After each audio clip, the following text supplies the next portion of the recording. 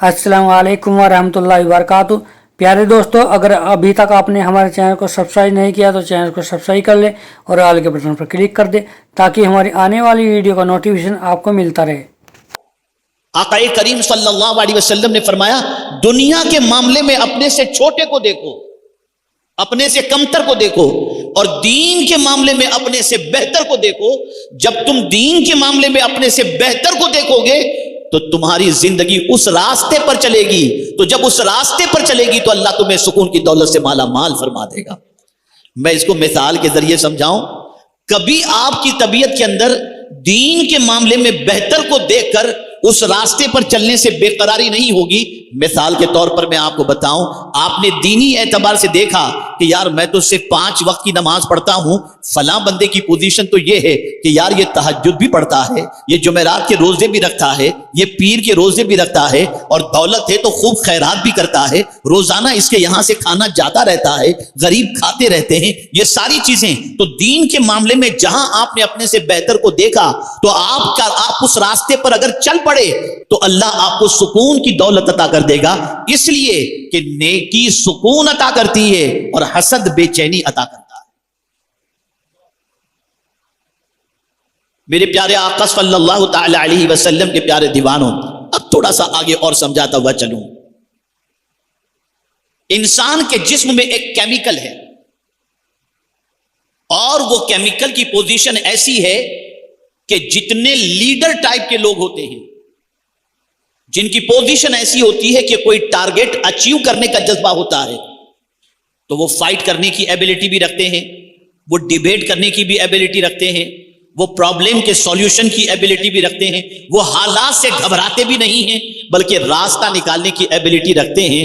अब इसको मैं समझाऊं तो बात समझ में आएगी। मिसाल के तौर पर स्पोर्ट्स मैन जो है वो मैदान में जब उतरता है, बहुत सारे प्रॉब्लम्स उसके फैमिली के हों या कुछ भी हों, लेकिन उन प्रॉब्लम्स को नजरअंदाज करते हुए वो मैदान के अंदर अपनी टीम के साथ उतरता है, पूरा दिन मेहनत करता है, मशक्कत करता है। सवाल ये पैदा होता है, जितनी भाग दौड़ वो मैदान के अंदर कर रहा है उतनी तो हम नहीं कर सकते, तो आखिर उसके अंदर ये कैपेसिटी कैसे आई? तो सवाल ये पैदा होता है, ये कैपेसिटी, ये फाइट करने की एबिलिटी उसके अंदर सिर्फ इसलिए आई है कि वो एक्सरसाइज करता है, वो वर्जिश करता है, वो सुबह शाम खाने पीने में एहतियात करता है, बहुत ज्यादा खाता नहीं जिससे तबीयत लूज हो जाए, बल्कि वो कोशिश करता है कि मैं कम से कम खाऊं, लिक्विड पर रहूं, मैदान में उतरूं तो परफॉर्मेंस मेरा अच्छे से अच्छा होना चाहिए। अब हम दूसरे एंगल से देखते हैं। मेरे प्यारे आका सल्लल्लाहु तआला अलैहि वसल्लम के प्यारे दीवानों, उसका एक और मकसद भी होता है कि मैदान के अंदर अगर मैं अच्छी तरीके से अपना रोल प्ले करूंगा तो मुझे इतना मिलेगा, मेरी तरक्की होगी, मैं मैन ऑफ द मैच बनूंगा तो मुझे इतना मिलेगा, मैन ऑफ द सीरीज बनूंगा तो मुझे इतना मिलेगा, टीम को फाइनल में जिता दूंगा तो इतना मिलेगा। ये टारगेट भी उसके सामने होता है।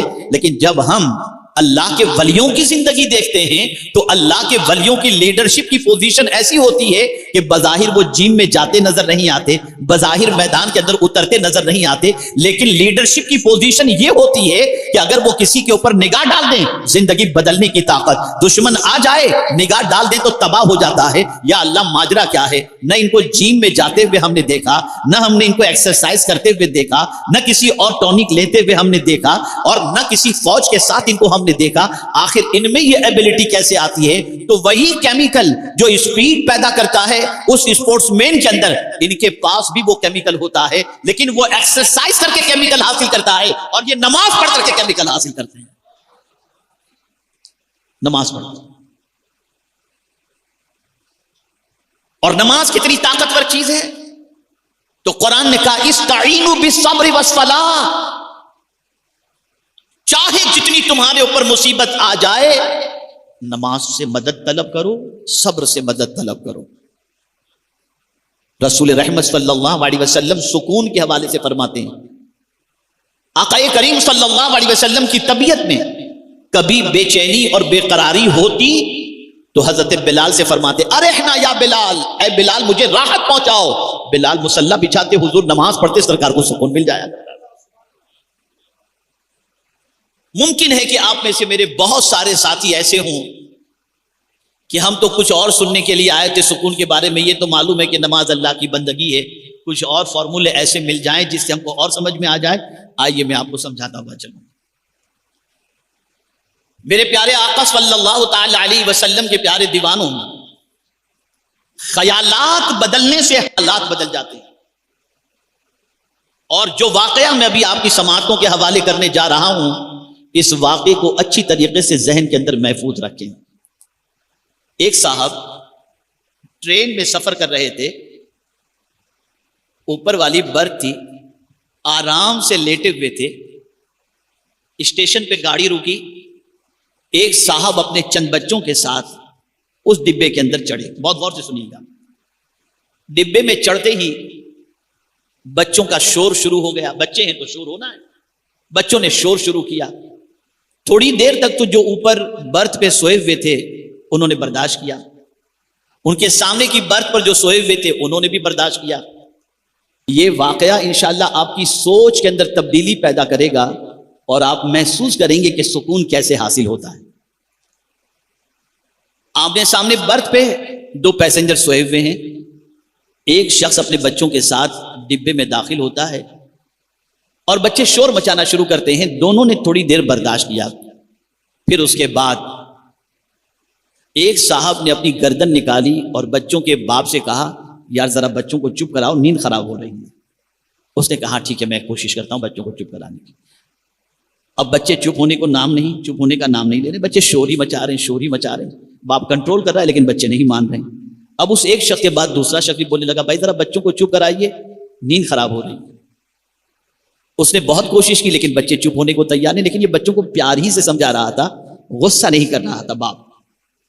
تھوڑی دیر کے بعد بچوں کا شور اتنا ہوا کہ پورے ڈبے والے جو ہے ان سے برداشت نہیں ہوا اور سب مل کر کے آ گئے. اور آ کر کے وہ صاحب سے کہنے لگے یار تم بچوں کو لے کر ٹرین میں چڑھ گئے ہو، اگر کنٹرول نہیں کر سکتے تھے تو لے کر کے کیوں آئے؟ اور بچوں کی وجہ سے نیند ہماری سب کی خراب ہو رہی، اتنا شور بچے مچا رہے ہیں. اس نے سنا. توجہ چاہوں گا. اس نے سنا. اب ایک حالت میں آپ کو بتا رہا ہوں، سب غصے میں تھے یا نہیں تھے؟ جواب دیجیے. بولیے. سب غصے میں تھے. بچوں کے شور نے ان کی نیند خراب کر دی تھی یا نہیں؟ جواب دیجیے. خراب کر دی تھی. اب وہ شخص جس کے یہ بچے تھے اس نے ایک شخص کے کان میں کچھ کہہ دیا. اب جیسے ہی کان میں اس نے کچھ کہا، اب اس شخص نے جو لوگ غصے میں تھے نا ان لوگوں کو سمجھانا شروع کیا. اور پھر وہی لوگ جو بچوں کے شور سے پریشان تھے وہ بچوں کو پیار کرنے لگ گئے، وہ بچوں سے محبت کرنے لگ گئے. بچوں کو انہوں نے آزاد چھوڑ دیا، جو کرنا ہے تم کرو. سوال یہ پیدا ہوتا ہے کہ اس شخص نے یعنی بچوں کے باپ نے آخر وہ کون سی بات کہی تھی؟ اسے سنیے. بچوں کے باپ نے ٹوکنے والوں میں سے ایک شخص سے کہا اصل مسئلہ سب سے بڑا یہ ہے کہ ان بچوں کی ماں کا انتقال ہو چکا ہے جس کی خبر ان بچوں کو نہیں ہے. اور میں جانتا ہوں کہ 2 اسٹیشن کے بعد ہم لوگ اترنے والے ہیں اور جب ان بچوں کو پتہ چلے گا کہ ہم جہاں جا رہے ہیں اب ماں کی زیارت اور دیدار نصیب نہیں ہوگا تو بچے مرجھا جائیں گے. اس لیے میری ہمت نہیں ہوئی کہ ان بچوں کو میں روک سکوں. اب آپ جیسا چاہیں ویسا کریں. بس اتنا سننا تھا کہ اب ان کی سوچ بدل گئی، ان لوگوں کے خیالات بدل گئے، ان بچوں کے حوالے سے تصور بدل گیا. اسٹیشن آتے ہی بچوں کے لیے ٹافی لا کے دے رہے ہیں، کوئی آئس کریم لا کر کے دے رہا ہے. بات یہ سمجھ میں آئی کہ حالات جو ہوتے ہیں ان حالات کو دیکھ کر کے انسان گھبرا جاتا ہے، پریشان ہو جاتا ہے، تکلیف میں آ جاتا ہے، بے چین ہو جاتا ہے. لیکن اگر اس کے بیک گراؤنڈ کو وہ دیکھے، اس کے پیچھے کی حکمتوں کو اگر وہ دیکھے تو اس کا سارا بے چینی والا معاملہ ختم ہو جاتا ہے. اس طرح سے کہ رسول اعظم صلی اللہ تعالی علیہ وسلم نے فرمایا کہ مومن کو اگر کوئی چھوٹی مصیبت یعنی اگر ان کے جوتے کا تسمہ بھی ٹوٹ جاتا ہے تو اللہ تعالیٰ اس سے ان کے گناہوں کو معاف فرما دیتا ہے. اب آپ مجھے بتائیے، کوئی تکلیف آئی، آپ تکلیف دیکھ رہے ہو، بھیجنے والے نے جو بھیجا ہے اس سے وہ ہمیں کیا فائدہ عطا کر رہا ہے، ہماری نظر اس پر نہیں، ہماری نظر اس پر نہیں. اب اس کی حکمت کا ایک واقعہ سناؤں تو آپ اس کی حکمت کا واقعہ سنیں گے تو آپ کی سمجھ میں بات آئے گی. ایک بادشاہ تھا، اس کا ایک وزیر تھا. اتفاق سے ایسا ہوا کہ کسی چیز سے بادشاہ کی انگلی کٹ گئی. اب بادشاہ کی انگلی جیسے ہی کٹی تو انگلی کے کٹتے ہی بادشاہ بے چین ہوا. تو وزیر نے کہا اس میں بھی اللہ کی کوئی حکمت ہوگی. اب بادشاہ تو بادشاہ ہی ہوتا ہے نا, بادشاہ تو بادشاہ ہی ہوتا ہے. اسے اس کی بات اچھی نہیں لگی اور اس نے کہا عجیب آدمی ہو تم, میری انگلی کٹی اور تم کہتے ہو کہ اس میں بھی کوئی حکمت ہوگی. بہرحال انگلی پہ اسٹیچ وغیرہ سب کر دیا گیا. بادشاہ کے ذہن میں یہ چیز تھی کہ مجھے اس سے بدلہ لینا ہے وزیر سے, کہ میری انگلی کٹی اور یہ کہہ رہا ہے کہ اس میں کوئی حکمت ہوگی. ایک دن ایسا ہوا کہ بادشاہ وزیر کو لے کر کے نکلا, وزیر کو لے کر نکلا, جنگل و بیابان میں پہنچے. جنگل و بیابان میں پہنچنے کے بعد ایک اندھا کنواں تھا. بادشاہ نے وزیر سے کہا کہ ذرا دیکھو تو یہ کنواں کیسا ہے. جیسے وزیر نے کنویں کی طرف دیکھا, بادشاہ نے اس کو اندر گرا دیا. وزیر اندر گر گیا. جیسے ہی وزیر اندر گرا تو بادشاہ نے کہا اس میں بھی کوئی حکمت ہوگی جو تجھے اندر گرایا. اب وزیر ہوا پریشان, وزیر ہے کنویں کے اندر, اب بادشاہ نکلا واپس جانے کے لیے.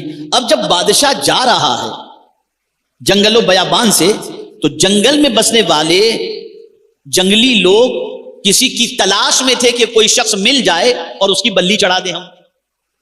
اسے دیکھ لیا, پکڑ لیا, اس کو گلے میں ہار ڈالا اور ہار وغیرہ ڈالنے کے بعد ڈھول باجے گاجے کے ساتھ اس کو ذبح کرنے کے لیے لے کر کے گئے.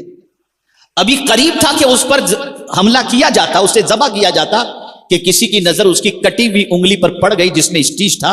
ہاتھ روک لیا, کہا عیبدار چیز کی بلی نہیں چڑھائی جاتی. اور اس طرح سے بادشاہ بچ گیا. تب بادشاہ کی سمجھ میں یہ بات آئی کہ ہاں یار, میری انگلی کے کٹنے میں بھی کوئی حکمت تھی. اگر یہ انگلی کٹی ہوئی نہیں ہوتی تو آج تو میں بلی میری چڑھی جاتی اور میں ختم ہو جاتا. پھر اس کے ذہن میں آیا کہ وزیر کے کنویں میں پھینکا, وزیر کو میں نے پھینکا, اس میں کیا حکمت ہوگی. تو پلٹ کر آیا کنویں کے دروازے, کنویں کے دہانے پہ کھڑا رہا اور کھڑے ہو کر کے وزیر سے کہتا ہے چل آجا میں تجھے باہر نکالتا ہوں. کہ بادشاہ سلامت, سب خیریت؟ کہا نہیں, تیری بات بالکل صحیح تھی, میری جو انگلی کٹی تھی نا اس میں جو حکمت تھی وہ مجھے سمجھ میں آ گئی. لیکن یہ تو بتا, باہر نکالنے کے بعد وزیر سے پوچھتا ہے بادشاہ کہ تیرے اندر جانے میں کیا حکمت ہے. کہا اس میں بھی تو حکمت ہے, اگر میں آپ کے ساتھ ہوتا نا تو میں تو فریش تھا, آپ کی تو انگلی کٹی تھی, مجھ میں کوئی عیب نہیں تھا. میرے پیارے آقا صلی اللہ تعالیٰ علیہ وسلم کے پیارے دیوانوں, امید ہے آپ کو بیان پسند آیا ہوگا. کہ ویڈیو کو لائک کریں اور اپنے دوستوں میں, رشتہ داروں میں شیئر ضرور کریں تاکہ ان کے عمل میں اضافہ ہو سکے اور ثواب حاصل کر سکے. اور اگر آپ نے ابھی تک ہمارے چینل کو سبسکرائب نہیں کیا تو چینل کو سبسکرائب کر لیں اور آل کے بٹن کلک کر دیں اور ہمیں کمنٹ کر کے ضرور بتائیں آپ کو ویڈیو کیسا لگا. ملتے ہیں اگلی ویڈیو میں. السلام علیکم ورحمۃ اللہ وبرکاتہ. اطاعت کرنی ہے اور اس کے رسول صلی اللہ علیہ وسلم کی اطاعت کرنی ہے, اس کے عوض کے اندر اللہ تعالیٰ انہیں سکون کی دولت عطا فرما دے. ایک اور بات میں آپ کے سامنے عرض کروں.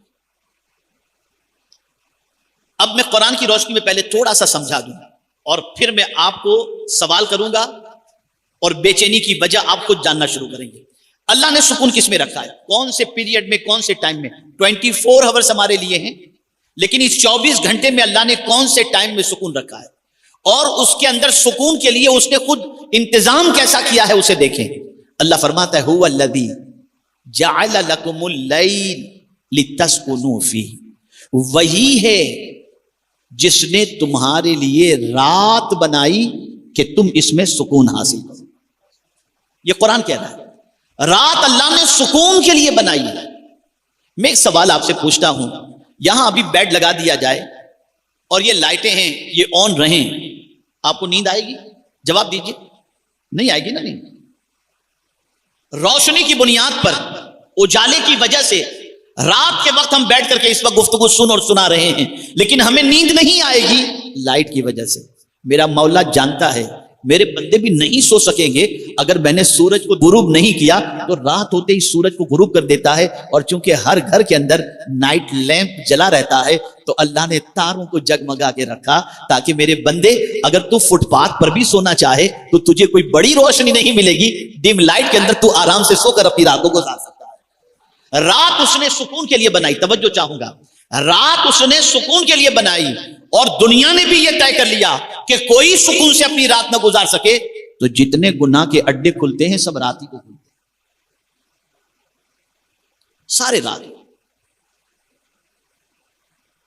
میرے پیارے آقا صلی اللہ تعالی علیہ وسلم کے پیارے دیوانوں, آج مسلمان یہ سوچے کہ جس رب نے رات سکون کے لیے بنائی ہے وہ مسلمان اپنی رات کس چیز کے اندر گزارتا ہے، وہ اپنی راتوں کو کن کاموں کے اندر گزارتا ہے؟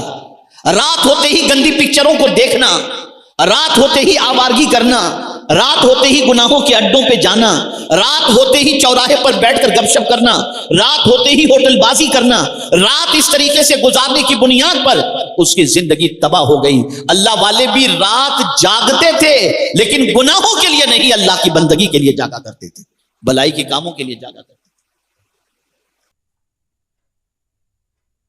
پیارے دوستو، امید ہے آپ کو یہ بیان پسند آیا ہوگا، تو ویڈیو کو لائک کریں اور اپنے دوستوں میں رشتہ داروں میں شیئر ضرور کریں تاکہ ان کے عمل میں اضافہ ہو سکے اور ثوابدار حاصل کر سکے، اور ہمیں کمنٹ کر کے ضرور بتائیں کہ آپ کو کیا سمجھ میں آیا ہے۔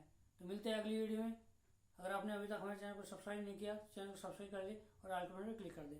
السلام علیکم ورحمۃ اللہ وبرکاتہ۔